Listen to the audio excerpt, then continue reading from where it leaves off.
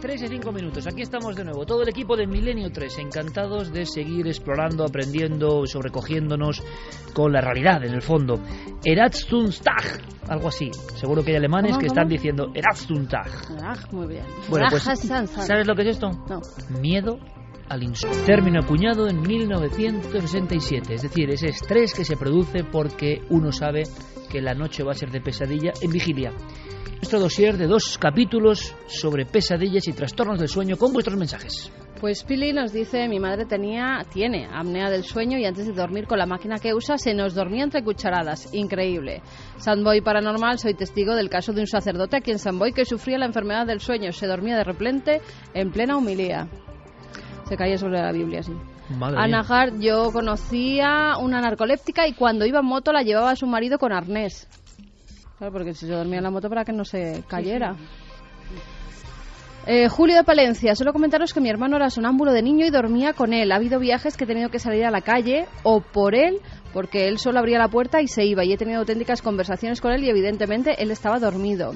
Mi hermano cuando era pequeño era sonámbulo, varias veces se levantaba de madrugada y se iba de casa y llamaba a la casa de al lado donde vivían mis abuelos. Y una vez sacó todos los cajones de un mueble y los puso encima de mi cama.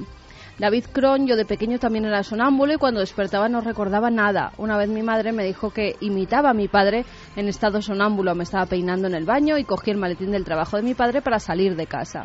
Sara, yo creo que no soy sonámbula, pero en una ocasión me desperté de pie junto a la puerta de mi habitación. Se llevó un gran susto. Antonio Mora nos decía que estuvo trabajando durante un año de noche y durante el día por la cantidad de cosas que tenía que hacer, pues que apenas dormía. Llegó un momento en el cual, estando sentado en el sillón, tenía la sensación de tener gente y presencias a su alrededor y la sensación de que hablaban incluso cuando conducía y veía figuras de personas que él sabía que no podían ser reales, que lo pasó fatal durante ese tiempo y sobre todo miedo por la sensación de tener gente a mi alrededor cuando me quedaba pues un poco entre la vigilia y el dormir en el sillón de su casa. Ricardo nos decía, acabo de despertarme al empezar tu programa, casualidad no lo sé, estoy de vacaciones porque me cuesta dormir donde vivo, me levanto sin energía o al dormir con algunas personas, algún mecanismo inconsciente se activa en mí, algún tipo de empatía con el lugar o las personas que me lleva a perder vitalidad. Es una pequeña tortura y ahora mismo he huido de vacaciones por pura supervivencia. El peor momento es a las 3 de la mañana. Alguna puerta inconsciente se abre de manera que la zona oscura domina el momento. Mis experiencias me hacen sentirme solo y aislado, pero tengo esperanza en poder darle una vuelta a todo esto. Francisco Abad nos dice, el insomnio puede llegar a hacerte dudar de ti mismo. Me recuerdo a mí mismo mirándome al espejo de madrugada sin reconocerme. Llegué a creer que el que estaba a través del espejo era un desconocido que miraba a mis ojos con cierta siniestrabilidad. Nunca padecí insomnio familiar fatal, pero sin la medicación adecuada me da la sensación de que podría durar semanas sin dormir, solo descansando el cuerpo para la actividad física diaria. Qué hábiles, tengo que decirlo, ¿no? Y qué grandes periodistas en ocasiones hay entre nuestros oyentes, porque no es fácil describir cosas con esa fuerza. Primero porque hay que haberlas vivido, claro, pero segundo expresarlas. Ese hombre insomne, que puede ser cualquiera de nosotros, mirándose al espejo, se conjuntan, Santi y Clara, 2 fenómenos bien misteriosos, el sueño o el no sueño y los espejos, y uno que no sabes identificarse con el que está ahí, porque en el fondo todos estos fenómenos nos muestran la multiplicidad de misterios en nuestra propia personalidad, ¿no? La irritabilidad, la sensación permanente de angustia, de nervios, el mal humor que parece que está asociado, ¿no?, al no dormir, nos falta algo, nuestro organismo no está bien, en fin, vaya cantidad de historias que están llegando. Frank Mo nos dice, hola, buenas noches, ya que estáis hablando de los trastornos del sueño, me han diagnosticado parasomnias y catalepsia. ¿Podríais comentar algo sobre estos trastornos, ya que lo estoy pasando muy mal? Parasomnias, pero habría que saber cuáles, ¿no? Claro, a lo mejor en catalepsia es lo que se está refiriendo es a cataplexia. Exacto, y te iba a preguntar por eso antes, Clara, que sería el último peldaño que se nos olvidaba, ¿no? Cataplexia, que vamos a aprender qué es. Sí, bueno, la cataplexia por sí sola puede darse, pero se asocia bastante también al tema que hemos explicado de la narcolepsia. Igual que se da lo de la parálisis del sueño, pues también se puede dar, no es que todos los casos de narcolépticos tengan cataplexias, pero se puede dar. Y es un tema pues que la persona está perfectamente consciente, pero de repente pierde el tono muscular. Imaginemos una especie de marioneta sujetada por unos hilos y de repente alguien suelta los hilos. Pues es como si pierde el tono muscular y entonces no puede realizar movimientos, pero es plenamente consciente de todo. Eso es terrible, ¿no? O sea, pues si te pasa estando, por ejemplo, yendo por la calle, pues te caes. Parece un poco parálisis del sueño, pero en vigilia, ¿no? Sí, y asociado en este caso a la consciencia plena. Estás siendo consciente, oyes todo, ves todo, hablas de qué te está pasando, pero te has quedado como una marioneta desvencijada. Sí. Claro, esto es una situación muy angustiosa, ¿no? Fíjate, Iker, una cosa curiosa que me gustaría comentar. ¿Por qué hay tantos comentarios y por qué estamos viendo que hay que es un tema en el que todo el mundo o conoce a alguien que ha tenido están hablando de casos de es mucho más habitual de lo que insomnio, pensamos. No sé qué, y es porque más que habitual es que todo el mundo duerme, todo el mundo sueña. Entonces, si no eres tú, es tu vecino, tu amigo, tu novio, todo el mundo tiene alguna experiencia que contar en este sentido. No es como, por ejemplo, pues alguien ha visto un ovni, pues puede haberlo visto o no, pero aquí como hay tanta variedad de personas, pues te encuentras con casos muy curiosos. Roberto Martín nos dice que es enfermero de emergencias y que nos saluda desde el insomnio forzoso de su guardia. Las afectaciones del sueño son mucho más diversas y numerosas de lo que nos podamos imaginar y provoca una serie de incidencias en la vida de las personas que a priori ni nos imaginamos, y no solo a los afectados por insomnio.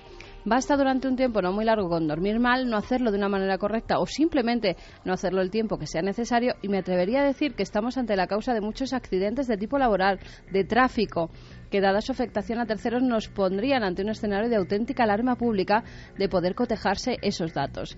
El insomnio es fácilmente identificable, no así la calidad del sueño, que provoca una fatiga más sibilina, más llevadera, sobre todo en el contexto sociolaboral de nuestro tiempo, y que enmascara o está detrás de muchas desgracias personales atribuidas en un inicio a situaciones meramente accidentales. Muchas situaciones de depresión, de estrés y demás disfunciones de tipo psíquico-emocional tienen su inicio o se agravan por un déficit no solo de sueño, sino de la calidad de este. Suerte que con programas como el vuestro el insomnio se convierta en según qué días de la semana en una obligación y un placer. Pues gracias por compartir ese insomnio forzoso con nosotros. Habría mucho más que hablar, evidentemente, pero en estas 2 semanas, en estas fechas de fiestas, en las cuales hemos estado pues disfrutando haciendo el programa y a vuestro servicio, hemos querido aprender un poco de áreas en las que, repito, penetramos cada noche como viajeros de lo ignoto, que es lo que somos, y que siguen siendo un lugar de claroscuros, ¿no? Y siguen estando ahí, y no ha variado mucho el conocimiento desde el libro con el que empezábamos este dossier, El sueño y sus trastornos, un libro que nos conducía al grabado de Goya, a esas criaturas, a veces luminosas, no solo oscuras, que se cruzan en nuestra vida como si otro universo se hubiese abierto en nuestra conciencia. Vamos con otra historia, yo creo que va a ser muy interesante, pero lo hacemos viajando a otro lugar maravilloso. Noel Calero nos envía directamente esta nave radiofónica, se marcha del sueño a Egipto, un lugar que hace mucho que no visitamos radiofónicamente, un lugar que nos puede sonar a las 3:15. ¿Qué os parece? Así.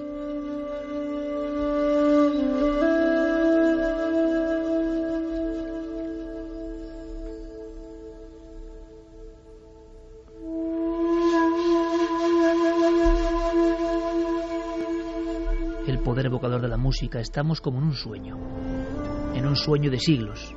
Vemos las pirámides. En la gran y perfecta pirámide de Keops hay un misterio de última hora, un misterio que os va a sorprender a todos, incluso a parte del equipo, sorprendente de verdad. Hay muchas teorías sobre quién hizo o de qué forma las pirámides. Se habla de un cartucho concreto, de un signo en rojo, que es lo único que identifica al faraón Keops con la perpetua maravilla del mundo, la Gran Pirámide. Y hay conspiración esta semana sobre ese signo en una cámara prácticamente inaccesible en las entrañas del gigante de 2 millones de piedras. Han pasado cosas y os lo vamos a contar con toda la información e invitados de excepción.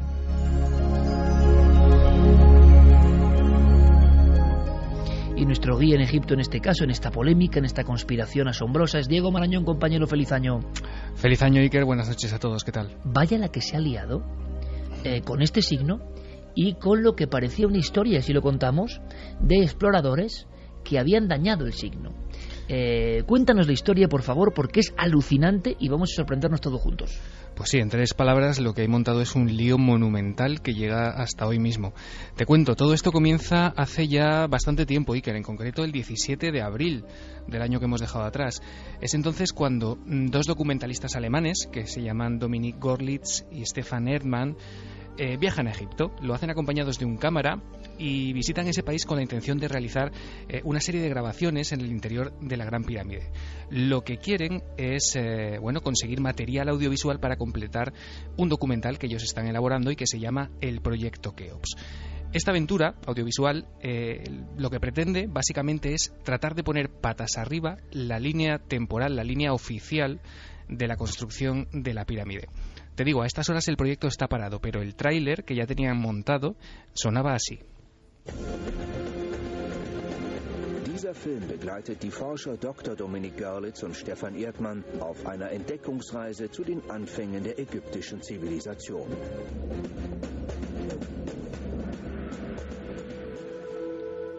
Ahí tenemos el documento, Diego, es decir, estaban ilusionados porque, no sé, habían descubierto algo que cambiaba lo conocido en torno a la historia de las pirámides. Bueno, ellos iban detrás de algo que hiciera cambiar esa historia. Hemos escuchado en ese tráiler ahí de fondo esos nombres, Dominik Gorlitz y Stefan Erdmann. Al parecer estos hombres, para obtener los permisos necesarios que les permitiesen grabar, se presentan ante las autoridades egipcias como arqueólogos, cosa que se ha descubierto que en principio no son, con lo cual, Iker, el asunto, como ves, ya empieza mal desde el minuto 1. Gorlitz es biólogo, se autoproclama nada más y nada menos que discípulo de Thor Heyerdahl.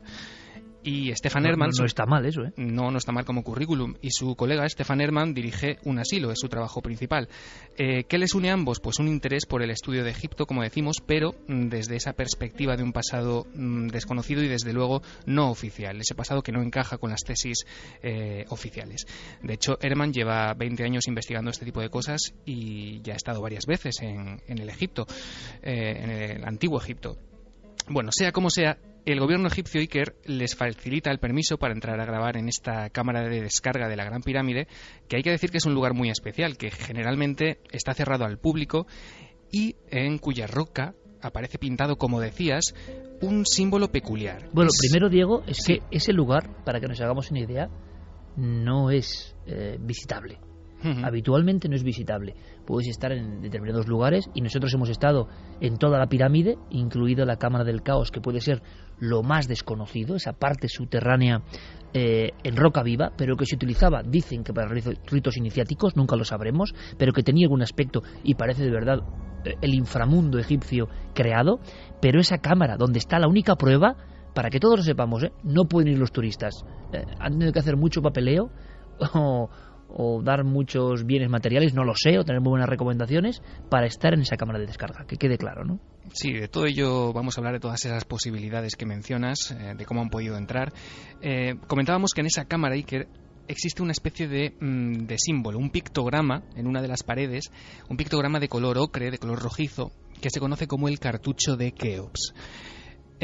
Esto, como te digo, ocurre en abril, pero no es hasta hace algo más de un mes, concretamente el 24 de noviembre, que las autoridades egipcias descubren y afirman en un comunicado furibundo que esa pintura, ese grafiti en la pared, ha sido raspado con la intención, en teoría, de tomar muestras por estos documentalistas alemanes y que, al parecer, ellos querían someter ese material a diversos análisis para comprobar su antigüedad.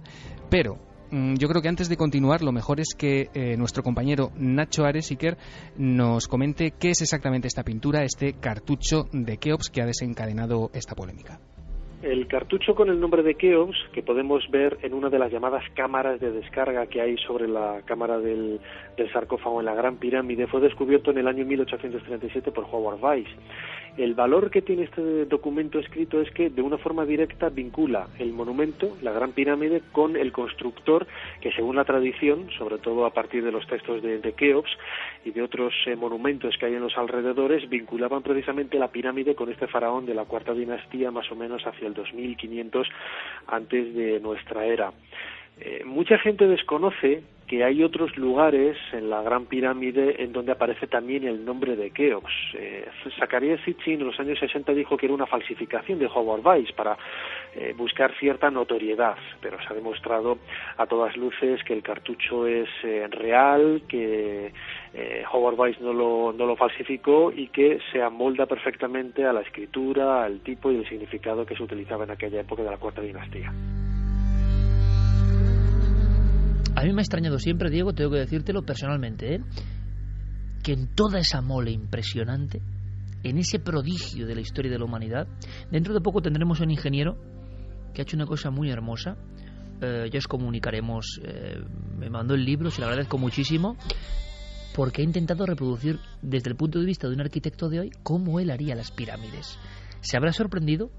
¿Habrá podido con el trabajo? Sorprendente, repito, pero ese pictograma, Diego, se ve cutre, de verdad, puede ser, pero dices, seguro que había muchas más cosas en la Gran Pirámide. La gran obra de la historia de la humanidad antigua solo tenía ese sellito medio escondido con lo que eran los faraones. Puede ser, no lo sé, pero el aspecto que hoy nos da es de cosa como medio... que si me cuentan que lo han pintado después me lo creo. Pero bueno, sigue, Diego. Sí, es cierto, y hay fotos además. Invito a todos nuestros oyentes a que las busquen en internet, o si no, Guillermo León seguro que las está colgando. Seguro ya, que le estáis poniendo ambos, vamos ya. Para que todos podamos ver ese símbolo. Bueno, decíamos que se dice que estos dos documentalistas alemanes raspan ese símbolo, toman muestras, y claro, el Ministerio de Antigüedades egipcio, como no, ante esta supuesta aberración, como...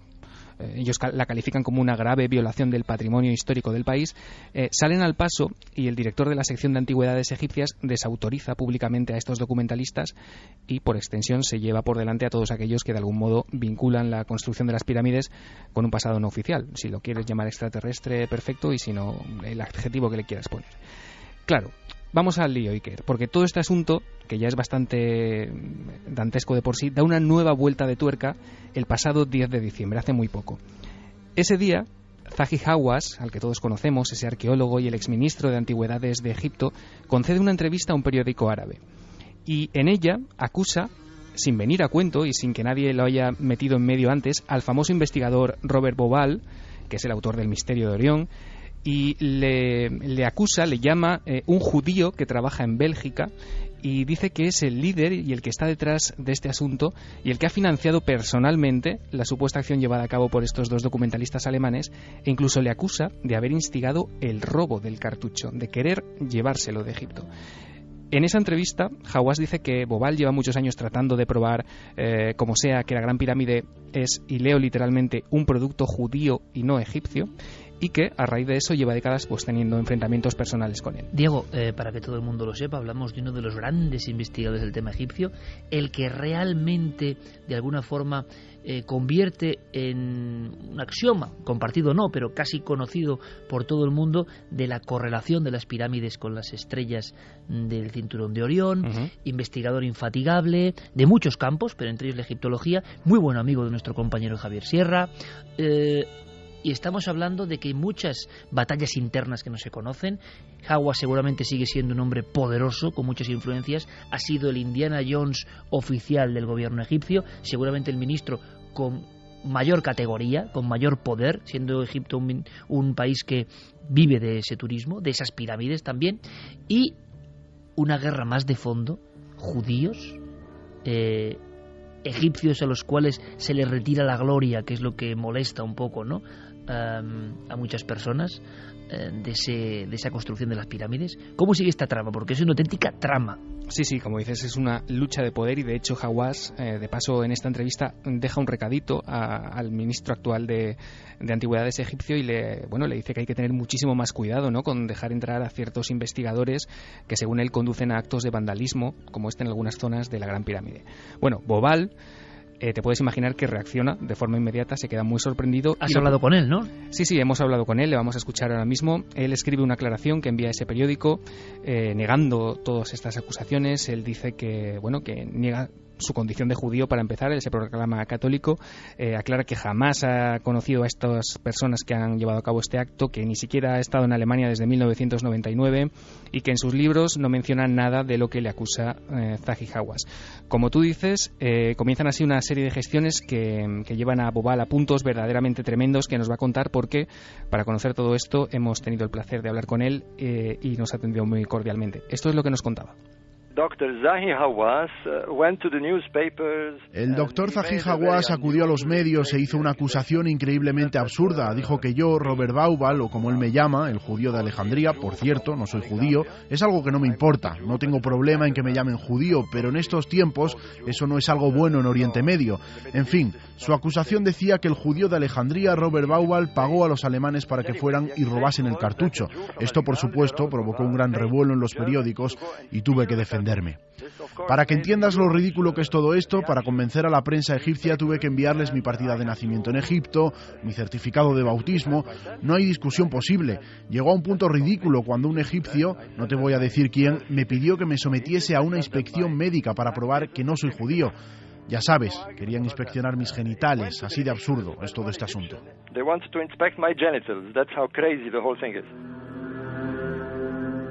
Guerra abierta en torno al sello, vamos a decirlo así, que autentificaría para una teoría que relaciona la Gran Pirámide con Keops, o para otros sería el ejemplo, si ese análisis fuese incorrecto, diese otras fechas, lo que se puede analizar de ese material ocre, porque hay muchos medios ya para hacerlo, o para aproximarse, podría dar la sorpresa, la campanada de que quizá la pirámide es mucho más antigua que ese signo, y entonces nacería, o renacería, mejor dicho, esa eterna historia de que los egipcios se encontraron ya con las pirámides, es una teoría, y las imitaron, ¿no?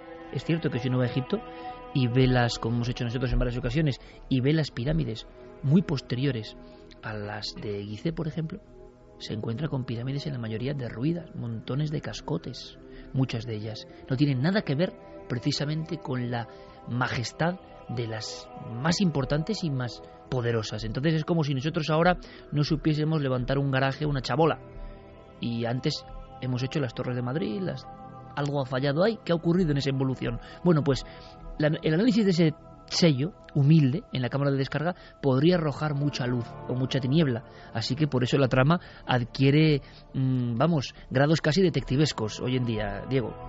Sí, Bobal, al que acabamos de escuchar, en este punto, como te digo, exige una disculpa al periódico que ha publicado la entrevista con Hawass y además anuncia que ha dado órdenes a sus abogados para ejercer acciones legales, para interponer una demanda por difamación contra Zahi Hawass. No solo porque sus acusaciones al parecer son falsas, sino porque estas ponen a Bobal en una situación bastante complicada, Iker, teniendo en cuenta la situación política y social de Egipto en este momento. Yo supongo que la pregunta que tanto tú como todos los oyentes de Milenio 3 están haciendo en estos momentos es evidente. ¿Por qué? ¿Por qué esa acusación de Zahi Hawass hacia Robert Bobal? ¿De dónde viene? Sí, bueno, pues la respuesta nos la aporta el propio investigador. Es una larga historia. En 1994 escribí un libro llamado El misterio de Orión y desde entonces ha sido un gran enemigo mío.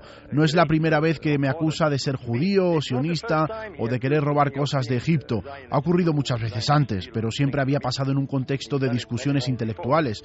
Ya sabes, yo digo que las pirámides pueden ser más antiguas, así que soy un sionista. Pero esta vez hay algo físico implicado y la acusación es flagrante. Sus palabras exactas fueron: el judío de Alejandría belga pagó a los alemanes para que robasen el cartucho. Todo ello es falso. No soy un judío de Alejandría, no pagué a los alemanes y ellos no robaron el cartucho.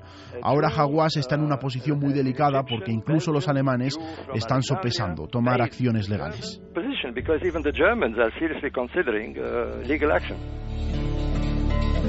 Guerra en Egipto en torno al sello de la discordia. Es muy interesante lo que nos estás contando y de tan buena forma, Diego. ¿Por qué? Porque nos damos cuenta nosotros aquí en el estudio de la cadena SER y nuestra audiencia de que detrás de las noticias, porque la de que se dañó el signo de la pirámide ha dado la vuelta al mundo, se hizo una buena promoción de que habían dañado unos vándalos, entre comillas, el signo. Bueno, pues a veces de fondo en las noticias hay otra historia que no se cuenta, batallas internas, incluso políticas, que no se cuentan. Continuamos. Sí.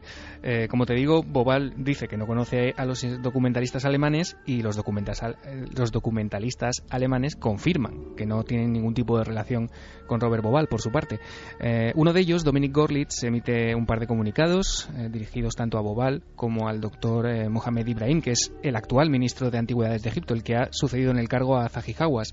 En ello se disculpa, lamenta lo sucedido, se reafirma en el carácter científico de sus investigaciones, se arrepiente de haber tomado las muestras, porque, ojo, hay una recogida de muestras, eso es cierto, pero veremos ahora que él puntualiza varias cosas, que tenían los permisos necesarios para visitar la pirámide, que la toma de esas muestras no fue algo que llevasen planeado, sino que se les ocurrió allí mismo, en ese mismo momento, y quizá lo más importante, como te digo, que ni siquiera llegaron a tocar el cartucho de Keops. Es decir, Iker, que las muestras que sacaron de la cámara del rey, ellos dicen que unos pocos miligramos en total, no eran de esa pintura que ha dado la vuelta al mundo en la noticia, sino de otras zonas más alejadas, hasta 10 zonas distintas, parece ser, que se encontraban a varios metros del cartucho de Keops, cosa que según ellos pueden probar porque, bueno, claro, han grabado todo el proceso en vídeo, estaban haciendo un documental. Como te digo, en ese comunicado, los documentalistas ofrecen a pagar la multa que sea necesario pagar, quieren colaborar en todo momento con las autoridades, quieren devolver lo que sea necesario y, por último, quieren liberar de responsabilidad a sus guías egipcios, porque, claro, de esta gente no hemos hablado, Iker, pero los guías egipcios, los inspectores que los acompañaban, también están metidos ahora mismo en un buen lío. De hecho, el Ministerio de Antigüedades ha confirmado que solo pueden tomar medidas legales contra la compañía turística que gestionó la visita de estos documentalistas, por lo que ellos, los documentalistas, no van a ser perseguidos judicialmente, pero sí sus guías y los inspectores que los acompañaban. De hecho, en su momento, como tú mencionabas al principio, surgieron algunos rumores que hablaban de sobornos e incluso de pagos en dinero negro. La verdad es que todo esto ha llegado a un punto... Es de película, ¿eh? Sí, que es prácticamente un conflicto diplomático. Hay quejas al más alto nivel. El gobierno egipcio elevó una protesta a la embajada alemana en El Cairo.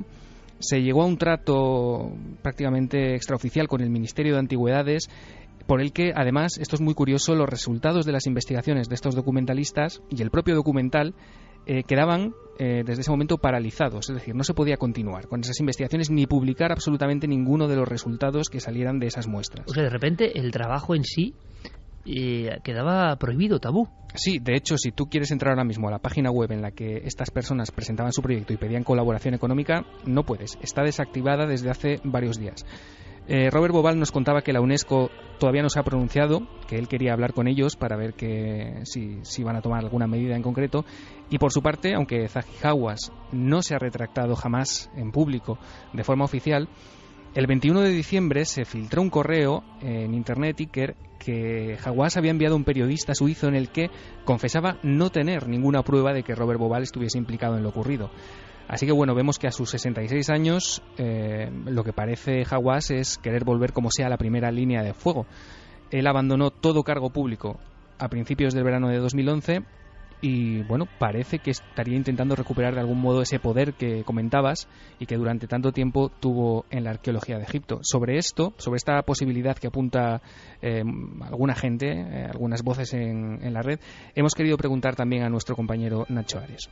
Después de la revolución del año 2011, de comienzos de año de 2011, cuando Hawass abandonó el cargo de ministro de Antigüedades, él ha seguido trabajando en la sombra, podríamos decirlo, ¿no? El ministerio ha continuado también funcionando y sí que es cierto que en un primer momento se le echó la culpa de muchos de los problemas en el ministerio, aunque en los últimos meses me consta que son muchos más los que le echan de menos, ¿no? Es cierto que Hawass podríamos acusarle de egocentrismo, de megalomanía, de muchas cosas, pero el trabajo que ha realizado en las últimas décadas en Egipto es indudable. No creo en absoluto que necesite de este tipo de artificios para intentar recuperar un puesto que a todas luces mucha gente está reclamando en el propio país, en Egipto, ¿no? 3:35, polémica enorme. Veremos en qué era todo esto, pero de verdad es como, no sé, nos recuerda a las épocas de los primeros investigadores metidos ahí en la noche en la Gran Pirámide. Iker, queda Una bomba. Es que ¿Cómo es una rematamos? Bomba. Sí, te lo tengo que contar inmediatamente y muy rápido. Hay que estar muy atentos a todo este asunto, no le hay que perder la pista porque Robert Bauval nos ha contado que prepara de alguna manera un contraataque que puede sorprender a más de uno. Él mismo nos daba algunas pistas de lo que puede avecinarse en las próximas semanas o meses. Atención porque es muy interesante, le escuchamos. Hay algo más en marcha, aunque no te puedo contar mucho todavía. Ahora tenemos una sospecha al revisar las imágenes que se tomaron durante varios años. Tengo entendido que Stefan Erdmann ha visitado la cámara de descarga varias veces desde 1994. Ha estado allí muchas veces y por tanto tiene muchísimas imágenes. Ahora sospechamos que en esa cámara han podido tener lugar excavaciones secretas, quizás realizadas en la época de Zahi Hawass. Esto es un gran escándalo que podría haber causado grandes destrozos en ese lugar. Una gran cantidad de piedras milenarias se habrían roto.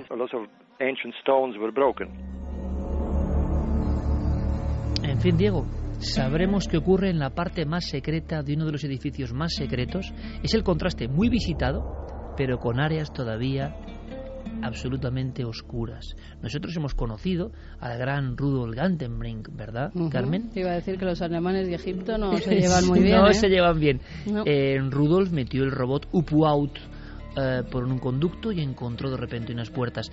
El gobierno egipcio en aquel momento se adueñó de todo el hallazgo, echó a Rudolf Gantenbrink. Le prohibieron la entrada a Egipto. Le prohibieron la entrada a Egipto a la persona que había descubierto lícitamente, pero nadie esperaba unas puertas en un conducto desconocido. Es decir, hay una batalla política, intelectual, incluso religiosa de fondo, en torno al gran misterio de esa gran pirámide. La semana que viene os voy a dar alguna sorpresa con la gran pirámide interesante, porque es un icono que siempre está ahí y hay personas en España que han hecho trabajos muy interesantes. Mientras tanto, gracias, Diego, por esta crónica. Batalla en Egipto, ¿en torno a qué?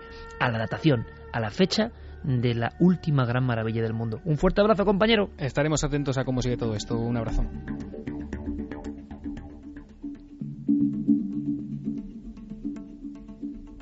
Y es que al final casi sobran comentarios, ¿no? Porque en el fondo es la misma historia de siempre. Pues es que tampoco se entiende muy bien. Quieren coger muestras del cartucho y al final no cogen muestras del cartucho, sino que las tienen que coger de otros sitios para ver excusa si de que es... sí que la han cogido, pero dicen que es de otro sitio, ¿no? Porque claro, no, ocre rojo ni mucho por pero esa zona. decía que podían mostrar en las imágenes que han grabado en vídeo que ellos no eran, que habían cogido de otras zonas para identificar la edad, con lo cual tampoco tiene mucho sentido. Guillermo León acaba de subir a las redes sociales las muestras incluso que han cogido y se ve el ocre rojo. En la nave del misterio, como siempre en redes sociales, Guillermo León, con toda la información en este programa ya interactivo. Pero en el fondo, compañeros, aunque sea brevemente, la eterna historia, cuando los políticos, los ministros, los que gobiernan, quieren tener todo el oropel y sin embargo nos da la impresión de que la Gran Pirámide guarda muchos secretos que si no se descubren es por ese control férreo de la información que sigue existiendo, ¿no? Bueno, y en esta historia además hay un contraste tremendo entre la majestuosidad del edificio, lo enorme del misterio que alberga y de los secretos que encierra,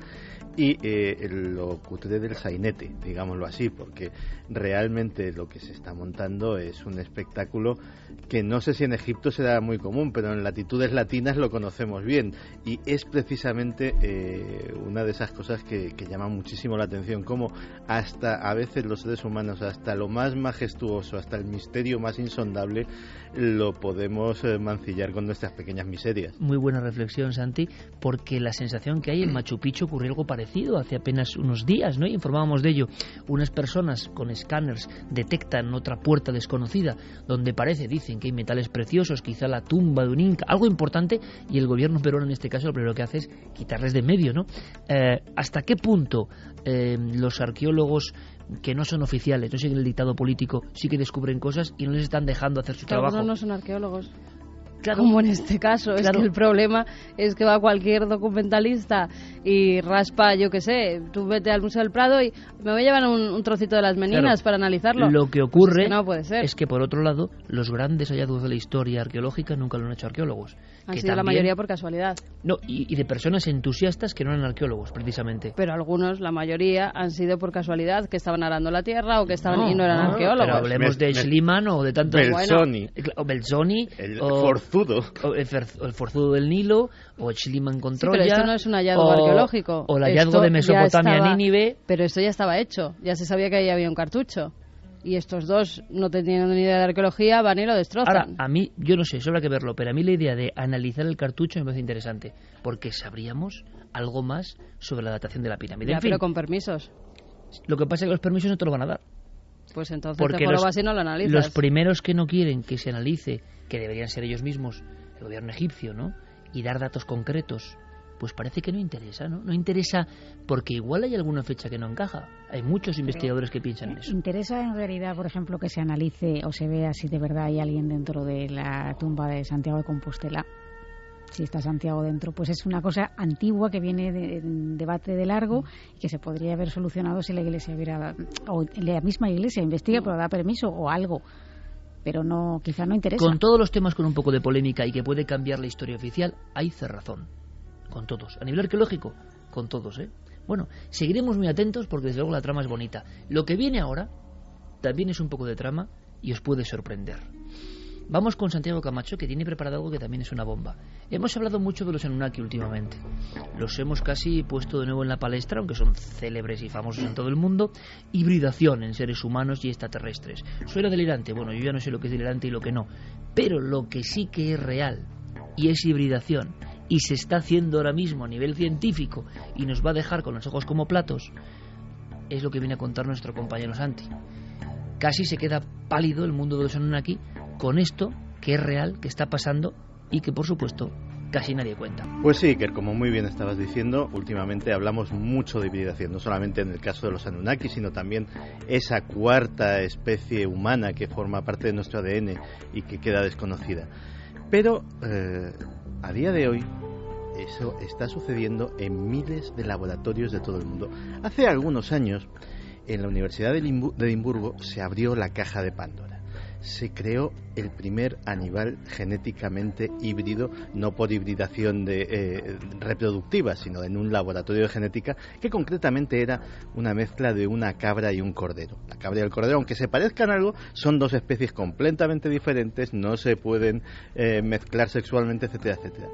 Pues en la Universidad de Edimburgo nació un animalito con cabeza de cabra y cuerpo de cordero. En 2005, Jeremy Rifkin, uno de los divulgadores científicos, sobre todo del impacto que la ciencia puede tener sobre nuestras vidas, autor de varios bestsellers, escribía un artículo en el Los Angeles Times, en el que avisaba de los peligros de la hibridación. ¿De qué hibridación? De la hibridación entre seres humanos y animales. ¿Seres humanos y animales? Seres humanos y animales. Me estás hablando de Anunnakis antes, de todo eso que se comentaba de Mesopotamia y los híbridos que nos recuerdan una mitología que para algunos podía ser verdad, manipulaciones genéticas en la antigüedad. ¿Que eso está ocurriendo? Que eso está ocurriendo. De hecho, Jeremy Rifkin es un autor científico muy documentado y ya lo preveía. Desde ese artículo de 2005 han pasado muchísimas cosas. Por ejemplo, Irving Weissman, Universidad de Stanford, Estados Unidos, ha metido ADN humano en el feto de un ratón. El ratón resultante es en un 1% humano y está pensando en la posibilidad de crear un ratón que tenga un cerebro humano al 100%, que su ADN cerebral sea un 100% humano. Y de aspecto, Santi, permíteme, porque esto es escandaloso y habría que contarlo con detalle, ese ratón difiere en algo con ese 1%. Es indetectable, ¿no? Es un ratón como otro cualquiera. De momento. Natalai Kouprina, del Instituto Nacional del Cáncer de Estados Unidos, en Bethesda, Maryland, este año, 2013, creó ratones que llevan en todas las células de su cuerpo un cromosoma entero humano. Es decir, tienen ese parentesco con nosotros. Se quieren utilizar para experimentar, para utilizar esas células del ratón, por ejemplo, como vectores para implantar genes en seres humanos y utilizar terapias génicas, etcétera. Universidad de Wisconsin. El experimento fue absolutamente impresionante. Se cogió una serie de ratones de laboratorio y se les dañó de forma quirúrgica una parte del cerebro, concretamente el hipocampo. Esos ratones que estaban entrenados para hacer determinados laberintos, ese tipo de cosas que se hacen, quedaron prácticamente incapacitados. Pero En el área dañada se cogió tejido cerebral humano procedente de embriones y se implantó. El área no solamente quedó regenerada, sino que el ratón se volvió muchísimo más inteligente de lo que era antes. También en la Universidad de Rochester se han hecho experimentos semejantes. Son ratones que empiezan a pensar como humanos.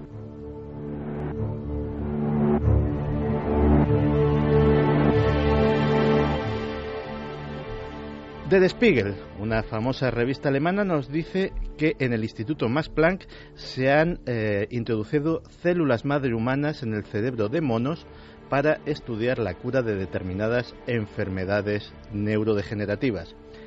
Otra revista importante, Business Week. La Universidad de Reno cuenta con un rebaño de 50 ovejas con partes humanas. Ovejas con hígado humano, ovejas con corazón humano e incluso ovejas con cerebros que tienen ADN humano. Aquí lo que impacta en un primer momento, porque estamos tocando, digamos, una de las materias más sensibles, nuestro yo, ¿no? Y nuestra diferenciación con el reino animal. Bien, somos animales en parte, ¿no? Pero nos hemos sentido siempre, porque lo somos, diferentes. Encaja. Es posible, digamos, que las piezas de este Lego encajen, que es lo que yo, desde mi absoluto desconocimiento, no comprendo, ¿no? Un ADN pueda producir en un hígado el acoplamiento perfecto para seguir viviendo y activándose dentro de un organismo que es el de un animal como una oveja. Claro, pensemos que lo que se usan es un corta y pega, se usan trozos de código. Piensa, por ejemplo, en algunos cultivos transgénicos de plantas que llevan ADN, claro, de insectos, pero directamente de animales. Qué versátil y qué fuerte es ese programa inicial, ¿me entendéis por dónde voy?, para adaptarse a las otras piezas que llegan, ¿no? Y no resentirse. Pues posiblemente el hallazgo más tremendo en este campo venga este mismo año. Ya se anunciaba que en 12 meses, y eso se anunciaba a finales de este 2013, que en 12 meses podría ser realidad. En Japón podría haber cerdos en los que se podrían cultivar órganos humanos para trasplante.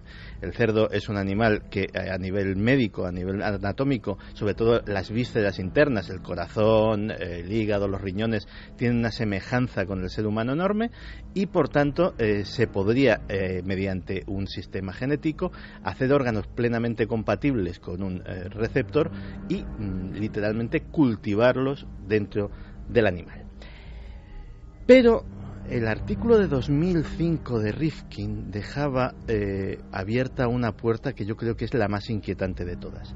Él hablaba de que en determinados laboratorios se está investigando en conseguir algo que los científicos llaman el humancé.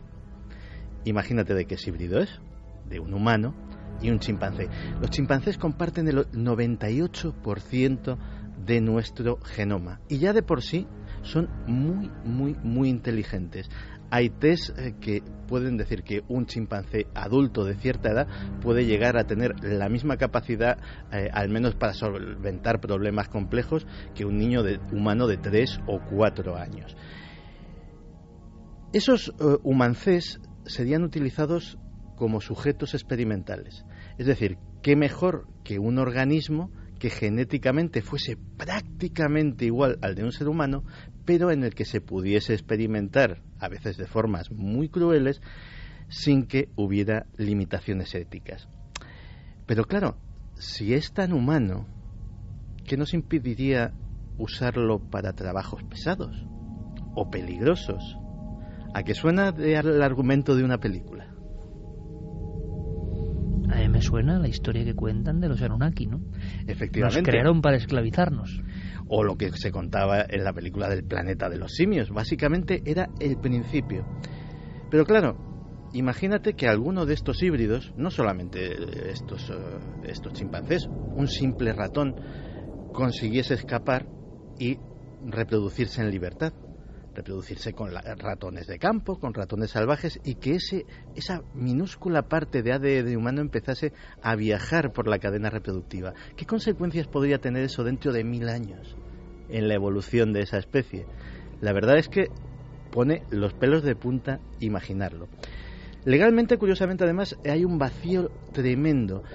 Por ejemplo, la Academia de Ciencias norteamericana tan solo recomienda, y es una recomendación vaga, no introducir ADN humano en animales. En el Reino Unido hay 3 laboratorios, concretamente el del King's College, el de la Universidad de Newcastle y el de la Universidad de Warwick, que tienen licencias gubernamentales para llevar a cabo este tipo de experimentos. Y lo más tremendo del asunto, ya hay varios laboratorios que están planteándose hacerlo al contrario, porque si estamos introduciendo código genético humano en algunos animales con determinados fines, ¿sería lícito colocar código genético animal en los seres humanos para mejorar sus capacidades, para hacerles resistentes a determinadas enfermedades o para corregir algún mal hereditario?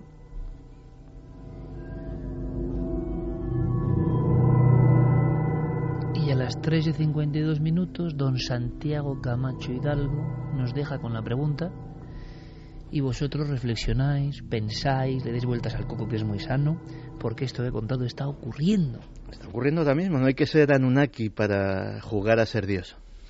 Me quito el sombrero, don Santiago, ha venido usted con mucha fuerza en este 2014. Menudo historión, indagaremos más, indagaremos más, claro que sí. Porque esto es increíble. Resulta que los Anunnaki están muy bien, pero nosotros ahora parece que somos los Anunnaki y estamos investigando y variándolo todo absolutamente. ¿Es bueno, es malo? Eso quizá el futuro nos lo cuente. Nos marchamos. Nunca antes habías estado tan cerca de lo desconocido. Milenio 3. Cadena SER. Santiago Camacho, el tema no decae, ¿eh? Mañana invitamos a todo el mundo al debate Anunnaki, a favor y en contra, posturas irreconciliables, pero hay un germen ahí de creencia que no se destruye. Hay temas, tú lo sabes muy bien, compañero, y extiendo la pregunta, que decaen rápidamente, que tienen un eco temporal, pero este lleva ya muchos años empujando muy fuerte, y quizá tienen que ver con todo lo que hemos contado al principio. Como no sabemos muy bien de dónde venimos, pues surgen ideas fantasiosas, ¿no?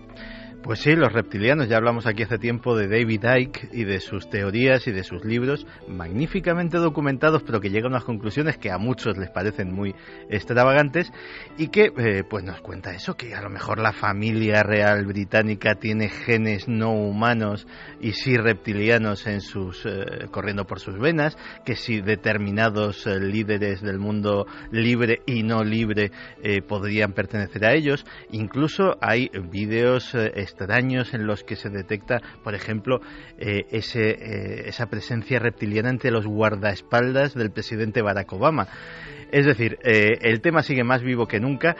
Y la verdad es que, ¿qué le podemos decir a este amigo? Pues poca cosa, que indague él mismo por internet, porque realmente las especulaciones son para todos los gustos, pero pruebas, lo que se dice pruebas, yo personalmente, y es mi humilde criterio, todavía no las he visto. Pero investigue por internet usted mismo, tiene 2 vías, una maravillosa que es la fuerza del autodidacta, el que indaga porque quiere y acude a lo que quiere, y es maravilloso, y me parece genial. Me parece una muestra de libertad. Por otro lado, cuidado, porque no todo, o una gran mayoría incluso de lo que se ve, ha pasado ningún filtro, y creerlo a pies juntillas es un peligro, que también está ocurriendo. Vamos con otra que será extravagancia o no, no lo sé, pero me ha inquietado esta pregunta porque reconozco que yo no tenía ni idea. Escuchemos. Buenas noches, milenarios. Soy Raquel Alvarado y llamo desde León. He visto la película The Possession, que está basada en hechos reales. Me resultó muy interesante el tema de la caja y me gustaría saber si realmente el judaísmo contempla estos casos y dónde están estas cajas y quién las tiene. Muchas gracias y gracias por vuestros programas. ¡Feliz Navidad! Hace referencia a la película donde se muestra una caja, un contenedor de espíritus, en este caso judío. Todo empieza con Los Angeles Times, un diario que publica una noticia que en eBay se ha vendido una caja con un espíritu, en concreto un dibuk, que son unos espíritus malignos de la tradición judía. Al parecer lo que cuentan en eBay es que pues un anticuario en un mercadillo ve esta caja, le llama la atención porque tiene una serie de elementos que, si no recuerdo mal, eran una flor seca, varios pelos, una especie de piedra con una inscripción y una copa, algo así. Qué truculento el conjunto, ¿no? Sí, y que se utilizaba en rituales judíos para, pues eso, contener los espíritus malignos y que se mantuvieran allí. El propio que se la vendió le dijo que por favor que no abriera la caja porque podía tener pues consecuencias. Este anticuario se la llevó a su tienda, la puso a la venta y empezaron a ocurrirle todo tipo de cosas, hasta tal punto que en un principio él no lo relaciona, se lo lleva a su madre le da un ataque también al corazón, si no recuerdo mal, estoy hablando de memoria, y decide venderla por eBay. En eBay la compra una persona que también tiene todas las malas suertes del mundo y es el que por último la vende, y creo que se vendió en unos $300, y al poseedor de esa caja era el que contaba la historia, que tenía toda esa tradición de espíritus malignos de abrir un contenedor de espíritus que no debía ser abierto. Contenedor de espíritus, o sea, un objeto maldito, pero tú en Gabinete de Curiosidades sacaste hace no mucho tiempo un contenedor de espíritus de una tribu muy primitiva, sí, del río Omo. Exactamente. O sea que el judaísmo, en este caso era que es muy diferente simbólico, parafernalia porque era un tronco de madera con piel atada por ambos lados, el espíritu de los ancestros se quedaba allí, y lo que también nos dijeron al vendérnoslo es que no abriéramos el contenedor ante las posibles consecuencias. Y nadie se atrevió, ¿eh? No sé si fue Camilo Rey, nuestro realizador o algo así, quien con paso firme dijo que lo abrimos, ¿no? Y todo el mundo al mismo tiempo saltó sobre esa especie de tubo, parecía como una especie de el típico cincho donde meten los arquitectos o metían o también las flechas, exactamente, que seguro que era más de flechas, ¿no? Pero yo lo veía como cuando se mete un plano enrollado, ese tubo que recubre, y había algo siniestro en una cosa tan inocente como un tubo de piel, ¿verdad? Pero de piel de facocero. Es que te digo lo de las flechas porque en esa tribu del río Omo muchas veces llevan este artilugio acompañado del que lleva las flechas para que sus ancestros les protejan pues cuando van de caza, ante los peligros que se pueden encontrar. Pero es curioso, ¿no? Pleno siglo XXI, sociedad tecnificada, que tenéis que ver lo que es el programa, hacer el programa es mucha gente. Veis a una parte de la gente, pero la otra, quizá la vital, está en el otro lado, con las cámaras, con la realización. Y Camilo se le ocurrió, él claro, como es gallego, no tenía mucho miedo a esto de lo trascendente, vive con ello prácticamente, se acercó, abrimos esto, por eso, pero abrimos esto, tal. Y de repente todo el mundo puso una cara como diciendo, porque la única indicación que nos habían dado con el objeto real es, no lo abráis nunca. Bueno, no está muy lejos la escena de una supuesta vasija también a otro nivel, ¿no? Quizá más chusco, no lo sé, pero con espíritu dentro. Y Mitchell Casas, el gran Mitchell, y Ricard Bru y dos videntes, y la que se lió, el Ring en pleno ETV, el programa El Pentáculo Mítico, es decir, su gestión, lo que usted quiera, pero que cuando le dicen a uno aquí hay un espíritu, una invocación, sobre todo, aquí ha habido fuerzas mentales creyendo lo que hacen ustedes no lo abra, ¿sabes? Que es mucho mejor. A mí lo que me resultaba más curioso de ese contenedor de espíritus que llevamos al plató, que dije, bueno, se puede abrir, no se puede abrir, luego dije, bueno, mejor no abrirlo, pero cuando lo cogí y empecé a olerlo, olía a hoguera, a hogar, de cabaña, sí, o de historias alrededor de una hoguera. Que dije, mira, mejor no lo abrimos. Sí, es verdad, tenía un olor muy peculiar, como a madera de roble, pero quemada, evidentemente. Bueno, creo que hemos dado una buena respuesta, ¿no? Entre todos, ¿no? A esta pregunta de la que yo no sabía nada, pero ahora sé un poco más. ¿Qué os parece si nos marchamos con un personaje fundamental, un personaje que venía del ámbito de la ciencia, y de la ciencia más escéptica, me atrevería a decir, pero habría que hablar algún día del efecto milenio? ¿En qué sentido? Cómo algunas personas, y a veces no de cara al público, sí de cara a las conversaciones personales, cómo van variando su forma de pensar, cómo se encuentran con el misterio y adoptan también al misterio, ¿no?, a su forma de vivir y de pensar. Este es un personaje muy sorprendente. Yo lo conocí hace muchos años, pero evidentemente la nave milenaria, más la televisiva que la radiofónica, también ha estado mucho en la radio, nos acabó uniendo. Un personaje que es todo curiosidad, una forma de hablar muy contundente, sí, como puñetazos en ocasiones, y mucho conocimiento. Tenéis que conocer a este amigo que hoy pasa el test de Diego Marañón. Buenas madrugadas. Identifíquese, por favor. José Cabrera Forneiro. Doctor Cabrera, buenas noches. Hola, ¿qué tal? Buenas noches, Iker. Tenemos un cerebro muy hermoso. Es psiquiatra forense, casi nada. Qué vergüenza, ¿no? Bueno, es un hombre muy complejo. Yo creo que como debe ser, ¿no? Como debe ser. Complejo sí soy, sí. Hemos sido lagartos, hemos sido monos. ¿Alguien ha visto toser a un cerdo? ¿Llueve o no llueve? Vamos a votar. No, ¿llueve o no llueve? Pues tenemos aquí un kit que consiste en una bolsa de semillas de ricino. Ese me ha matado. A ese taxista hay que quitarle la licencia de taxi de entrada, porque es un peligro. La libertad tiene límites. El milagro es una cosa que ha existido, existe y existirá. El día que me deje de sorprender, malo. ¿Eligió usted al misterio o el misterio le eligió a usted? El misterio siempre busca a las personas, y a mí en concreto. ¿En qué ocasión lo ha sentido más cerca? Cuando tengo que resolver y responder las preguntas que me presentan los pacientes en la consulta. ¿Cuál es su enigma predilecto? El más allá de la muerte. Indíqueme un lugar mágico al que siempre querría volver. Jerusalén. ¿Y uno al que jamás regresaría? Australia. ¿Somos producto del azar y la evolución o hay algo más? El azar y la evolución es un mero instrumento de algo más, que seguramente mucha gente entenderá como Dios. ¿Qué hay más allá de la muerte? La verdadera vida, en mi opinión. ¿Teme la llegada de ese momento?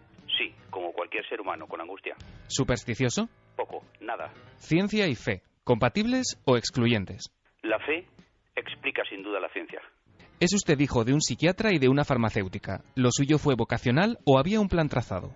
Ni me lo he planteado, pero prácticamente la vocación en mí no existe. Solamente lo que veo que me gusta, lo repito. ¿Le ha llegado a quitar el sueño algún caso de los que ha estudiado?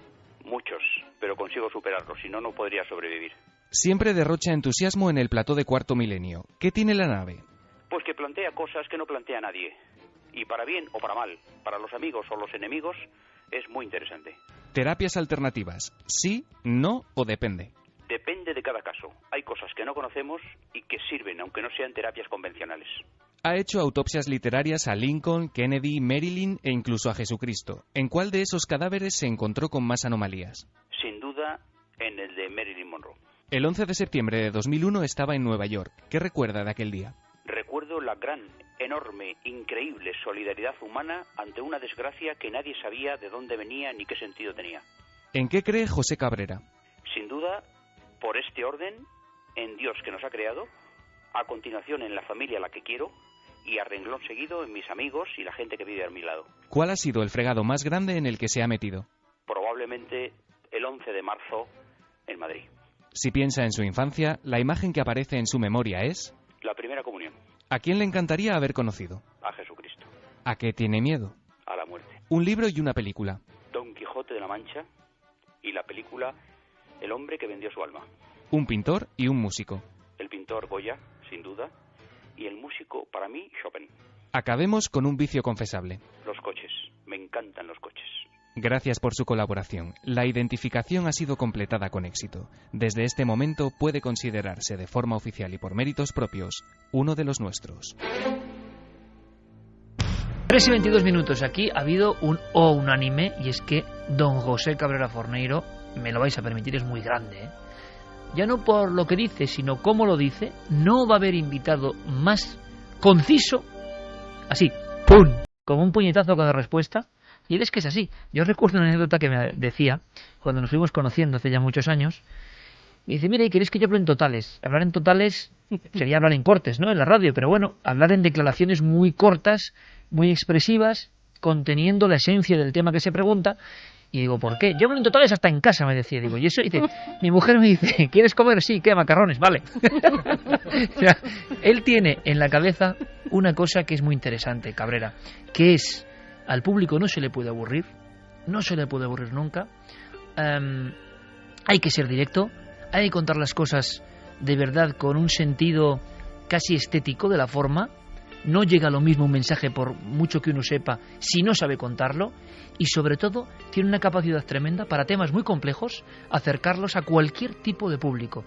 Y quien piense que eso es hablar sencillo, eso es como jugar al fútbol. Los que aún jugamos al fútbol, o lo intentamos, sabemos, ¿verdad, Geray?, que jugar fácil es lo más difícil, ¿no? Liarse a uno y intentar, pues es como escribir. Escribir con 28, lo difícil es, claro, conciso, directo. Y en este caso, no sé si estáis conmigo, compañeros, Cabrera, aparte de un currículum, yo soy muy fan, un currículum que me acuerdo la primera vez que leí su currículum, y la solapa era 2 solapas, letra pequeña, todo eran condecoraciones, premios cum laude, todo tipo de instituciones, y luego decías, este tío que sabe tanto de verdad, ¿Cómo es luego tan sencillo? Cuando luego uno se encuentra a los que dicen que saben y se creen que saben y no te enteras de nada. Es que José Cabrera es una de esas personas que cualquier programa que lo llevas lo prestigia porque tiene unas cualidades innatas, pero cuando lo conoces te sientes realmente honrado porque estás conociendo a un personaje absolutamente inimitable. Tiene muchas características. La fundamental, que es de las poquísimas, y que el resto de mis conocidos no se moleste, personas 100% sinceras que he conocido. Es como es, te dice lo que te dice, si te molesta bien, si no te molesta también, tan amigos, y no pasa absolutamente nada. Es un tío con una alegría de vivir envidiable. Yo me acuerdo, en el bautizo de tu hija, él y yo, enredando con las mesas de los invitados, con los cartelitos, como dos críos, nos lo pasamos absolutamente genial. O sea, fuisteis vosotros. Fuimos nosotros, sí. O sea, ¿qué le vamos a hacer? Bien, ya hablaremos luego. Los dos gansos fuimos nosotros, sí. Y, por ejemplo, es un tío que el otro día en Cuarto Milenio me ve pues, vestido de... Es de un entusiasta increíble. Totalmente. Me ve vestido de Cuarto Milenio, pues con mi trajecito, mi corbata y tal. De presentador del informativo de Cuarto Milenio, que no es cualquiera cosa, ¿eh? Efectivamente. Claro, los dos presentadores ahí... Y me dice, muy bien, Santiago, muy bien, así me gusta verte, vestido de persona, no como cuando vienes a hacerme totales que vienes hecho un indígena y entonces pues ya de eso no es. Y te lo suelta así, se queda tan ancho. Pero porque es eso, sincero al 100%. Opiniones sobre Cabrera. Es que se pueden dar tantas... Es que simplemente es genial. Es un tipo genial, ¿verdad? Es de los tipos geniales que conocemos. Es un tipo genial y con una capacidad de respuesta tremenda, porque le hables de lo que le hables, es un libro. Es un libro abierto, además. Y luego la conjunción ciencia-fe que tiene, que es muy curiosa también, ¿eh? Sí, porque muchas veces viene al programa y venía ¿y de qué vamos a hablar? Sí. Es que no me he preparado nada.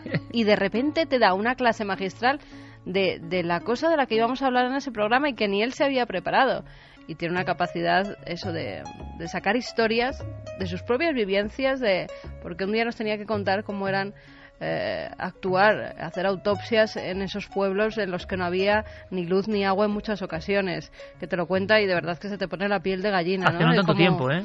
Hace no tanto tiempo, como tenía que, pues en cualquier sitio, encima de una lápida, en el suelo, donde fuera. Cabrera llega a decir, yo he hecho autopsias en la noche en un cementerio con una vela y encima de la lápida, ¿no? Y dices, pues por ejemplo, en la provincia de Zamora, hace 30 años, ¿no? Sí.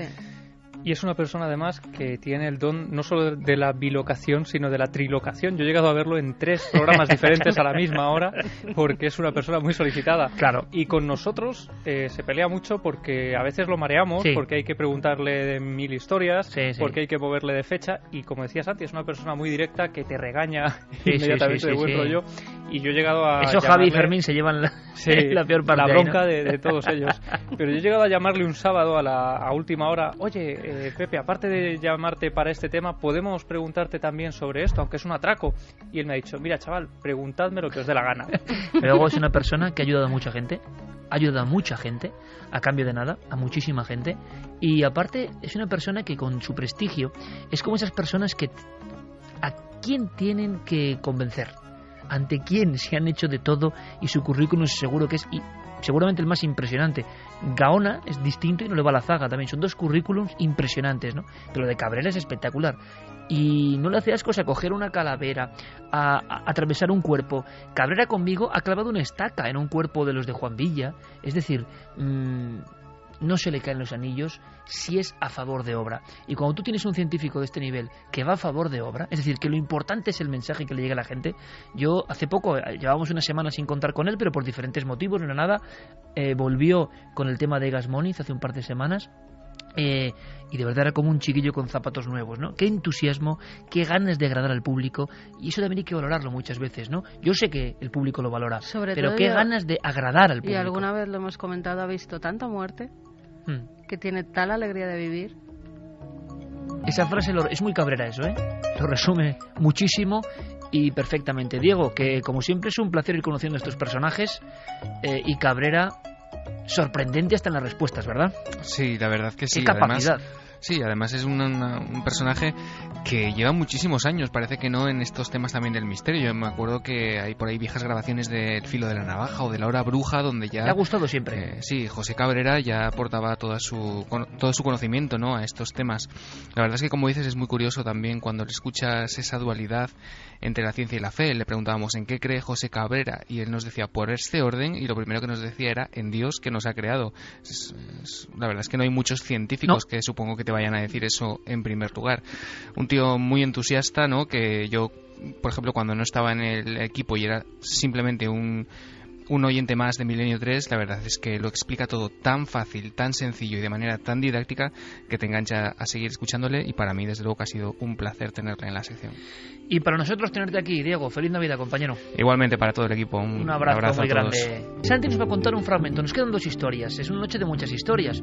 Una de conspiración, a su forma, casi como una columna. Os va a interesar, yo nunca había oído hablar de esto. Penny Lane. Y luego queda nuestro compañero Javi con un viaje un poco infernal. España, días de pánico, un poco infernal. Pero para que Santi nos cuente, necesitamos entender algo.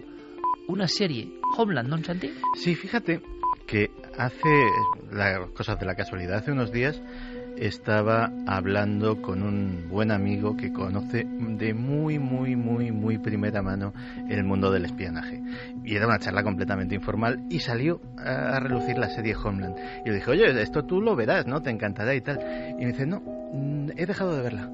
Digo, ¿y eso? Dice, me ponía muy nervioso hasta qué punto se parece a la realidad. Pues de una escena que vamos a reproducir ahora mismo, puede que se haya convertido en realidad más veces de las que creemos. Te enfrentas a esto. Un juicio con toda la publicidad que conlleva, seguido de una larga condena en prisión.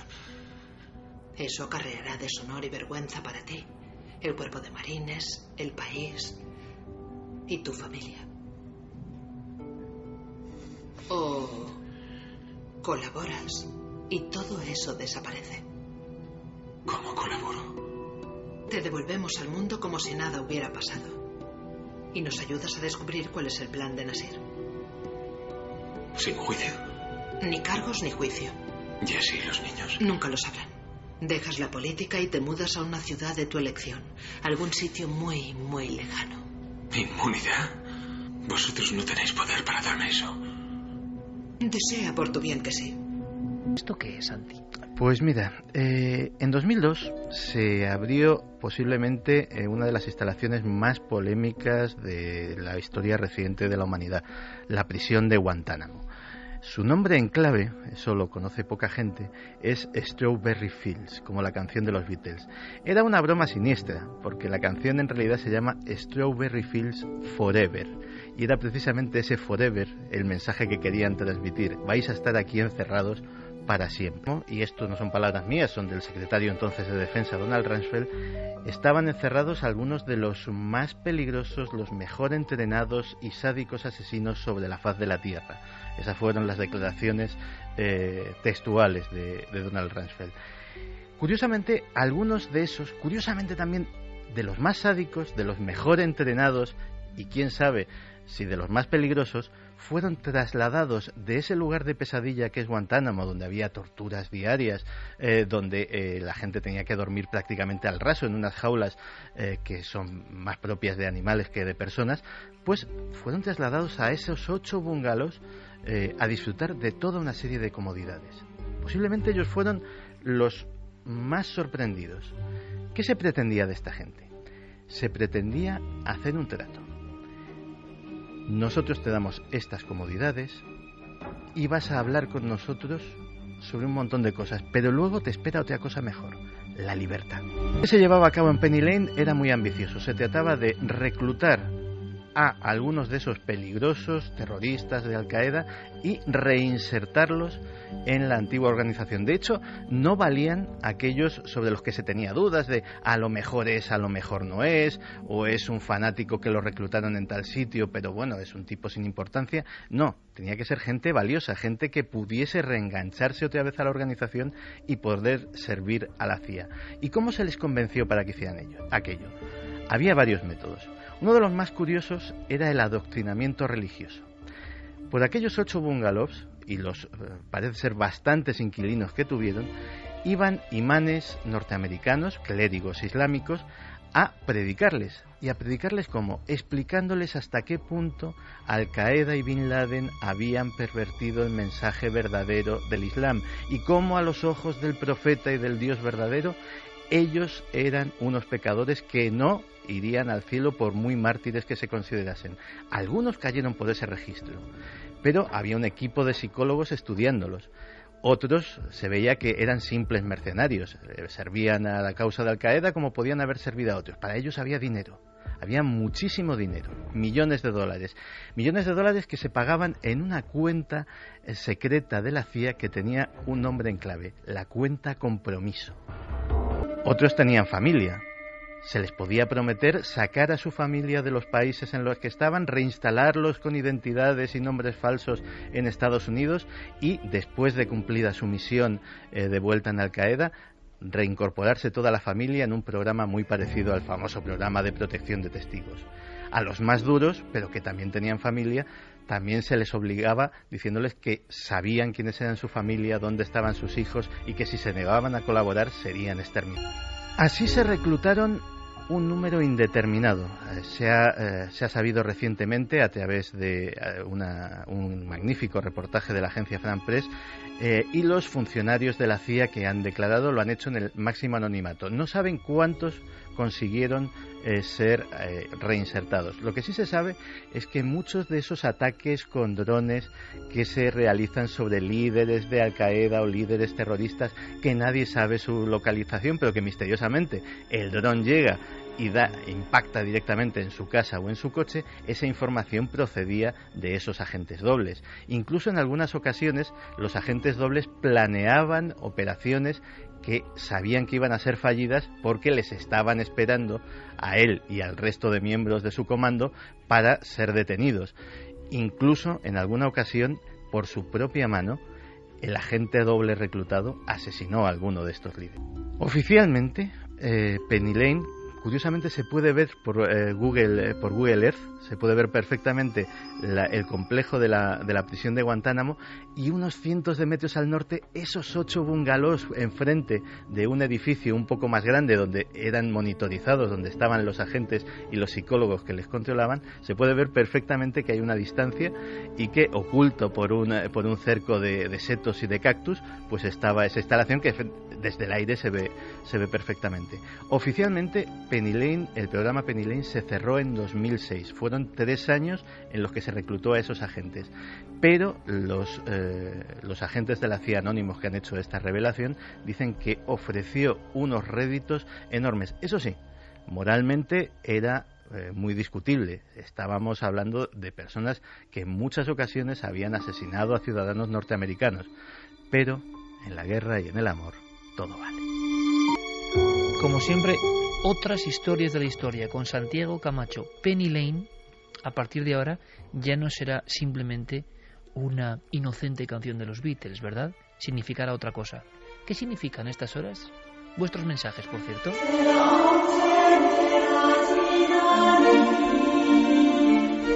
Pues Jeremías nos dice el doctor Cabrera, ejemplo para otros científicos, sabe cuestionar y además respeta las opiniones de los demás, aún sin compartirlas. Martín Copede, recuerdo que en una clase de Historia del Derecho nos dijeron que fuésemos a funerales porque solo así tendrás ganas de vivir. Laura Real, José Cabrera fue profe de una de mis mejores amigas y siempre recuerda que sus clases estaban llenas, un grande. Daniel dice, quiero al doctor Cabrera y a Santi Camacho la comunión de mis hijos liándola. Pues nada, invitadlos que seguro que van. Esto se apunta a un bombardeo. Seguro. Dave Sanz dice, es admirable, se le percibe auténtico y la capacidad de ser breve es insuperable. Juan Antonio Santiago, acabo de escuchar como José Cabrera es un aficionado a los coches. ¿Alguien puede decirme qué coche conduce? Pues la verdad que no. Como aficionado y mecánico... un tren deportivo, ¿no? Puedo decir que eso dice mucho de la personalidad de alguien. Sí, pero eso hace un tiempo, no sé si... Bueno, ya me gustan tanto cosa. Los coches, a lo mejor ha cambiado. Igual a uno de Europa del Este, algo así. Montse Kelly dice, y prefieren vender la caja y pasarle los males a otros que destruirla. Increíble, la caja de los espíritus. Ajá. Johnny Villegas, ¿y por qué Neil Armstrong dijo, oye, que la luna es roja y no gris? ¿Estuvo de verdad allí? ¿Qué interés puede existir en ocultar el color? Santi, roja, tampoco se ve roja, ¿no? Ojo, se ve como la superficie de Marte, o sea, se parece muchísimo. ¿Sí? Sí. A ver si han calculado mal y se han ido hasta Marte. Se parece muchísimo. Bueno, mañana te dejo que me lo cuentes. También te digo una cosa. Y lo vemos, hacemos una comparativa. Que estamos en el audiovisual, puede ser eso tan famoso del balance de blancos, que les haya fallado. No, es que yo creo que es balance de blancos. Es decir, que hay una... Sí, pero vamos a hacer una cosa. O sea, Santi. la NASA manda un cohete a la Luna y no hace balance de blancos. No, pero no es la NASA, es los chinos. Ahora. Vamos a hacer una cosa. Mañana comparamos las imágenes. Mañana te lo cuento. ¿Te parece? Muy bien. Elisa dice, yo creo que no se perdieron, que las ocultaron, las cintas de la Luna, para que no veamos que fue un bulo y todo mentira. O sea, que como decía Santi, se reabre la espita de la polémica y esto no para nunca. Y yo decía, si algo viene bien a los conspiranoicos y mal a los que con razones, o sin ellas, no lo sé, intentan asfixiar la teoría de la conspiración, es que se hayan perdido justo las imágenes primigenias. Es increíble. Alexiso dice que la película original de la llegada a la Luna se haya perdido es la prueba que demuestra que todo es mentira. Charlie, si yo pierdo fotografías de algo importante del trabajo, me cuelgan. ¿Qué le harán a quien perdió esas cintas? Mario Leonardo dice que aprovechen los chinos y comprueben para ver si está la bandera de los Estados Unidos en la Luna. Me parece que no van a encontrar nada. Yo me acuerdo que yo estaba temblando en el famoso programa de Ochate que hemos contado aquí, cuando ante nuestro jefe Mariano Revilla tuve que decir, no, que se ha perdido el programa, el que habíamos ido a grabar, pues se ha perdido, no hay programa. Pues imagínate Almenda que delante del gerifalte de la NASA, ¿qué ha perdido usted? Entre risas, ¿no? Rupérez o Smith, ¿qué ha perdido usted? Rupérez, seguro de la NASA. Acabo de perder, puede que sí, acabo de perder todo el material de la llegada del hombre a la Luna. Casi nada. ¿Te imaginas la cara del jefe? Rompemos de nuevo y nos vamos hacia el misterio. Un misterio que es menos... Sí, esta canción de Mike Oldfield además es que es especialmente emotiva y positiva y siempre la enviamos, como todas las canciones aquí, para que esa energía fluya, ¿no? Y como decíamos antes, todos tengamos claro lo importante, de que estamos aquí, estamos en este momento de la historia y estamos unidos en este caso por un programa de radio, unas músicas y unos temas. Maravilloso, creo que eso ya es un lujo, eso ya es que te toque un buen premio. Pero ahora vamos a otra cara del misterio, la trae Javier Pérez Campos, que se encarga de los temas a veces más escabrosos, y este lo es especialmente. Incluso hay que decir que en este Días de Pánico hay algunas grabaciones, no nos equivoquemos, que son reales, que no son efectos, ¿no? Sí, porque cuando uno acude a la hemeroteca, Iker, en los años 90 se da cuenta de que hay una especie de epidemia maligna que aparece reflejada en las crónicas de sucesos de los principales periódicos de nuestro país. Y lo epidemia que vamos a escuchar... maligna, Javi, que además coincide en la misma epidemia de terribles crímenes, por cierto, sí, en España. De satanismo y de rituales muy extraños que ahora comentaremos. Pues lo que vamos a escuchar, Iker, en esta sección de Días de Pánico es un fragmento real de un exorcismo llevado a cabo en España casi a la vuelta de la esquina, en los años 90. No me cuentes más. El demonio en Almería. Lugar, poblaciones de Almería y Vícar. Fecha, febrero de 1990. Tipo de fenómeno, exorcismos.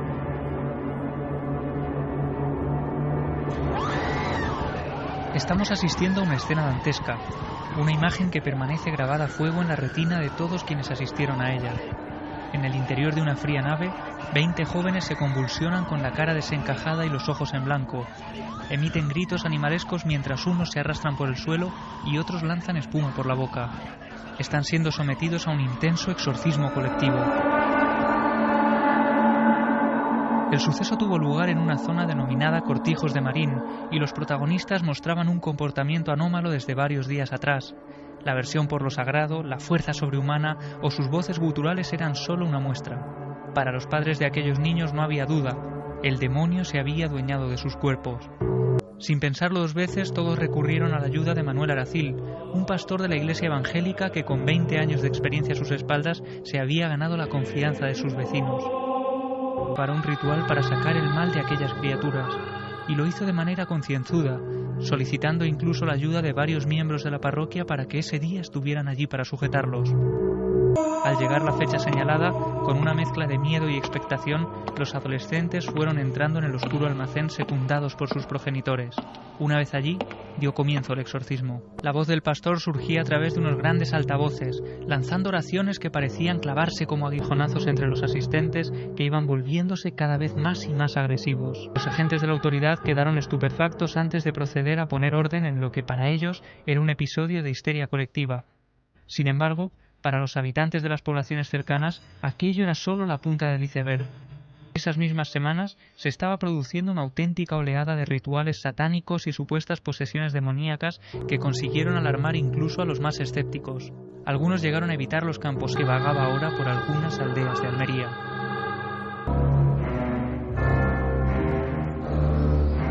De pronto, el microreportaje de Ger Pérez Campos nos ha trasladado a hace unos 22, 23 años.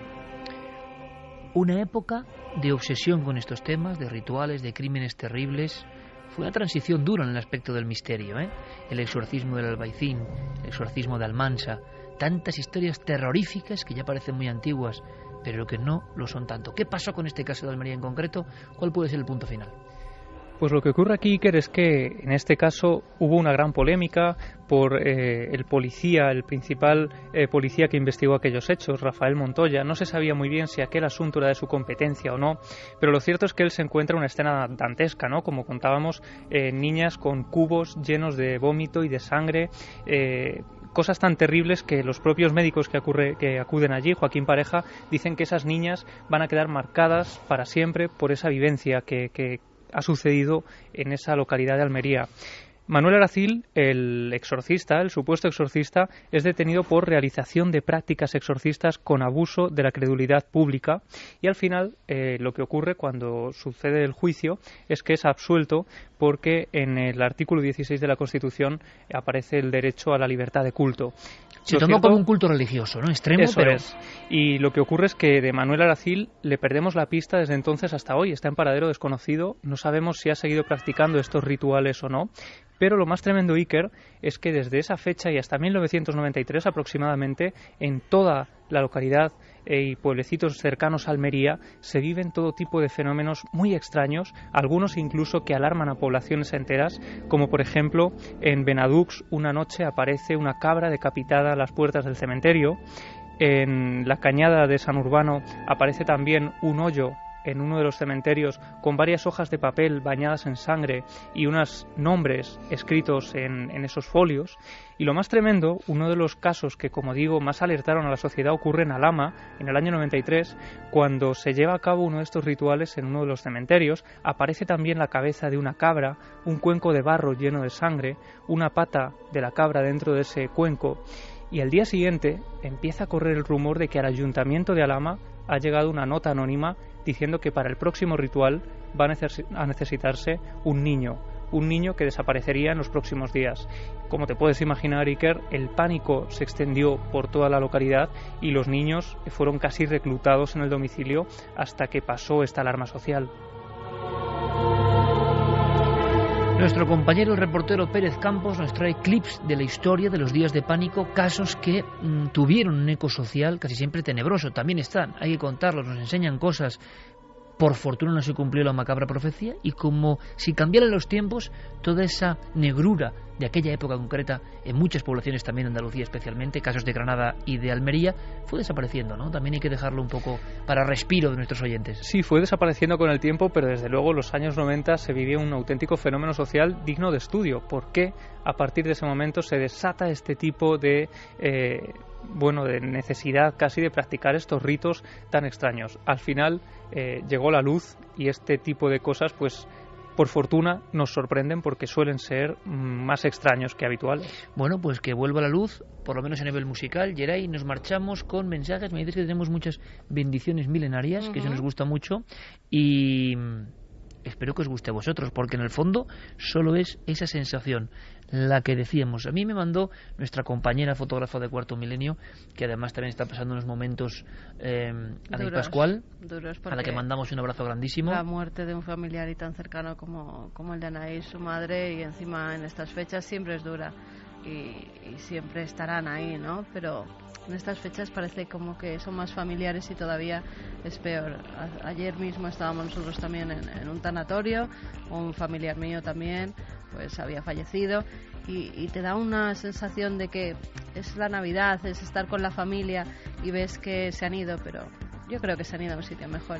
Y también tenemos mensajes un poco tristes esta noche y nos curiosamente también esa ayuda. Curiosamente, Anés me mandaba un vídeo que me ha impresionado mucho, que se puede buscar en la red, que se llama Gratitud, que me pareció impresionante, la visión de una niña y de un anciano sobre la vida y sobre ese concepto del regalo diario en el que no acabamos de entrar, ¿no?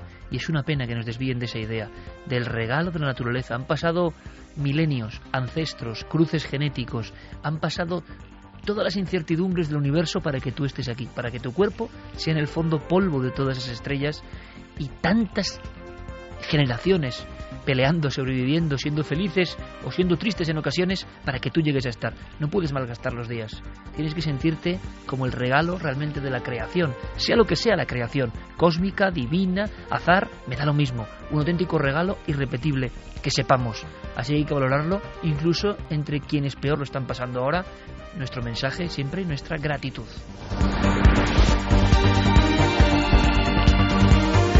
Antes de los mensajes, tenemos una mención que siempre nos hace, se ha convertido ya en este hombre lo hace todo. Fermín Agustí, ¿qué me quieres contar? ¿Sabéis qué libro está considerado como el fenómeno literario del 2013?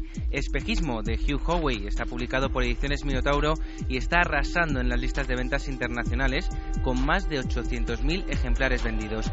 ¿Qué harías si vivieras en un mundo donde el aire que respiras pudiese matarte? En Espejismo, si no te matan las mentiras, lo hará la verdad. Os voy a leer algunos de los elogios que ha cosechado. Por ejemplo, Juan Eslava Galán ha dicho: tengo Espejismo en el estante de mis favoritos de ciencia ficción junto a la película de Blade Runner. O David Pastor, director de películas como Los últimos días o Infectados, dice: extraordinario, Howell crea un universo subterráneo que no querrás abandonar. Lo dice Eslava Galán, que es mi amigo nuestro, pero sobre todo lo dice Fermín Agustí. Fermín Agustí tiene siempre un sello de calidad.